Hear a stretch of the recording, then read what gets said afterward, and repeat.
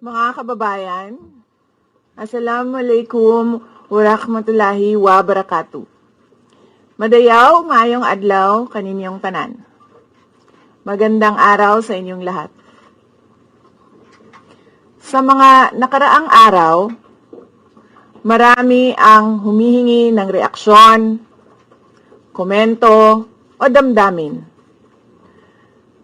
Damdamin ko sa issue ng impeachment na naihain laban sa akin.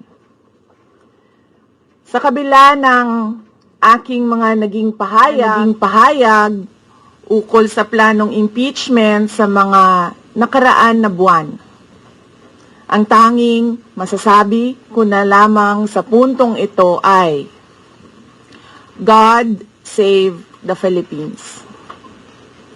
Bukod dito, nais ko na lang ipaabot ang aking taus-pusong pasasalamat sa mga kababayan na patuloy na nagdarasal, sumusuporta, nagtitiwala, at patuloy na nagmamahal sa akin. Manalig kayo dahil sa taong bayan ang tagumpay. Syukran. You said God save the Philippines.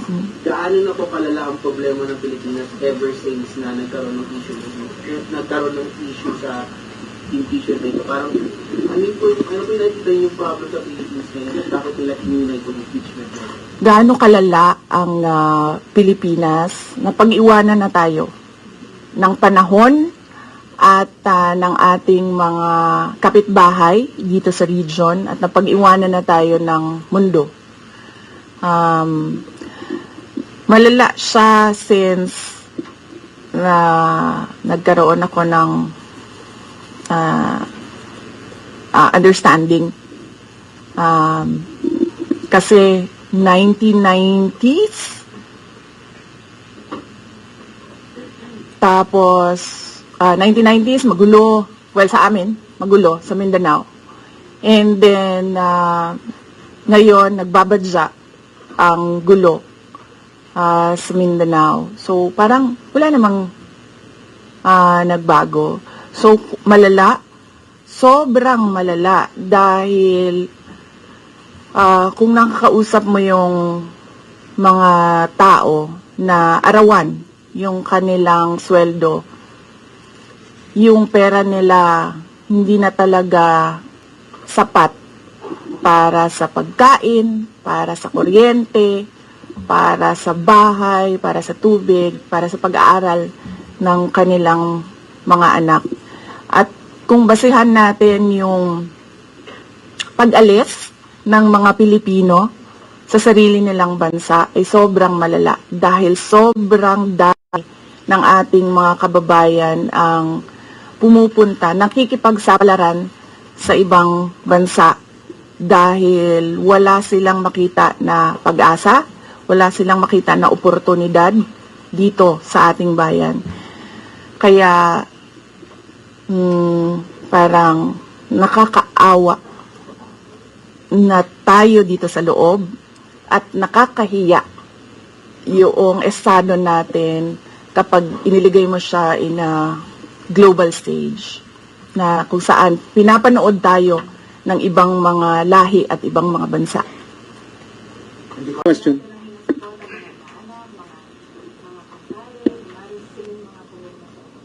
Paniwala ko lang, no, if you have to explain or defend your signature in a yes petition for impeachment, then you feel that you have done something wrong.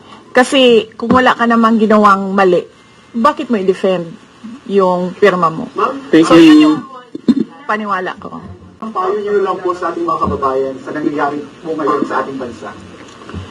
Yes, sabi ko nga kanina sa statement ko sa ating mga kababayan na patuloy na sumusuporta, nagmamahal, nagdarasal, napakahalaga nun, ay manalig lang sila dahil sa taong bayan ang tagumpay. Are you more decided to run in 2028? Okay. So wala pa tayo dyan. Wala pa tayo dyan. But nasabi ko naman 'di ba, paulit-ulit kung we are seriously considering that, but it's difficult to decide without numbers. So kailangan malaman yung surveys and numbers. Sa next year pa yun. Oo. Are you concerned na yung possible consequence that you can be disqualified from public office kung magkaroon ng conviction? Yes, sir. Oo. Alam ko po yung penalties ng impeachment, and the moment na nag-resign ako sa Department of Education, before ako nag-resign sa Department of Education, pinag-isipan ko na lahat yan. Sir. Number one in the articles of impeachment was your assassination threat to the president. Do you regret making that statement last night? I did not make an assassination threat to the president. Sila lang nagsasabi niyan. Sila lang nagsasabi may assassination. Sila nagsasabi may assassin, may gunman. Next po, GDB. Not say that. Pala. Bakit? She's told lang daw na impeachment po, ma'am. Sabi daw po niya, she opposed to impeachment daw po. Bakit kaya? Maybe we should ask. Maybe we should ask her first. Bakit niya i-block yung impeachment? Ang preparation, challenges sa preparations, well, so far wala naman. Wala naman kaming lang kami, na-overwhelm kami kasi ang daming mga lawyers na nag-signify na tutulong sila sa defense. So, ngayon ay pinag-uusapan on how to go about it na makuha lahat ng kanilang commitment of support at makatulong din sila sa pag-iisip kung ano yung gagawin sa defense. Pero yung father nyo kasama pa rin? Kasi sabi nyo before, your father would be helping also. Well, he is welcome. He is a lawyer. So he is welcome to give his advice, input in the defense. Maybe if he wants to, he can be part of the defense team. But because of his age and because of rigorous preparations in an impeachment case, baka sabihin ko sa kanya na wag na lang siyang mag-lead dahil medyo may edad na si former President Rodrigo Duterte. He's already 80 years old this year. Meron bang pakikipag-usap kay sa INC? Dahil sila po yung nag-rally against para wag tuloy rin. Hindi pa po kami nagkausap ng INC, sir, pero nagpapasalamat po ako sa INC at sa buong sambayanan sa kanilang pananawagan ng kapayapaan. Mika, orders. Dissuade or encourage your supporters in case they would come to the street to rally? Sa panahon ngayon, ma'am, na sobrang mahal ng presyo ng mga bilihin, lalong-lalo na ng pagkain, sasabihin ko sa mga supporters sa taong bayan na unahin muna nila ang trabaho and negosyo nila kesa sa mag-rally sila sa mga daan. Dahil marami o lahat tayo breadwinners. So merong mga bata or merong mga kapamilya na nagdedepende sa atin.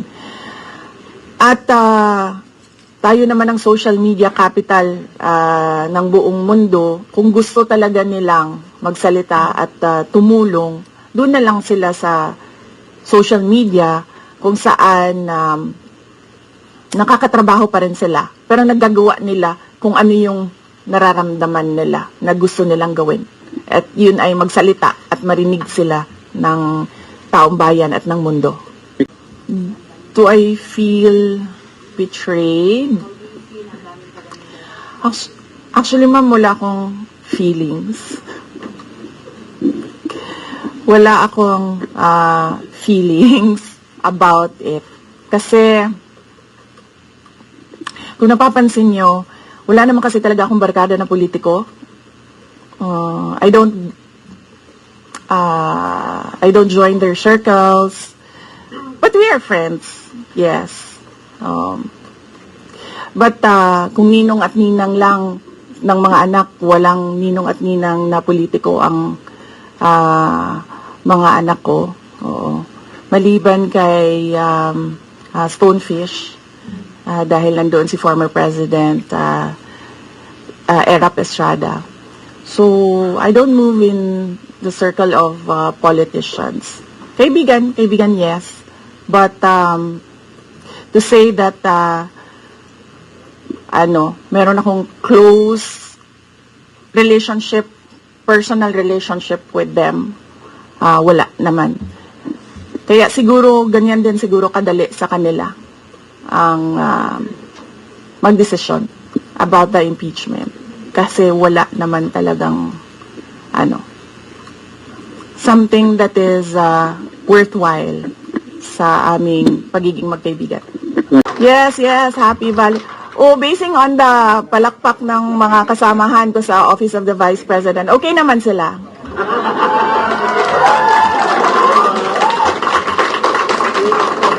At mga Lenny supporters pa yan, tingnan mo, pero pumapalakpak sila sa akin. No, Valentine's? Yes, Valentine's. Alam nyo, mas masakit pa ang maiwanan ng boyfriend o girlfriend kesa ma-impeach ka ng House of Representatives.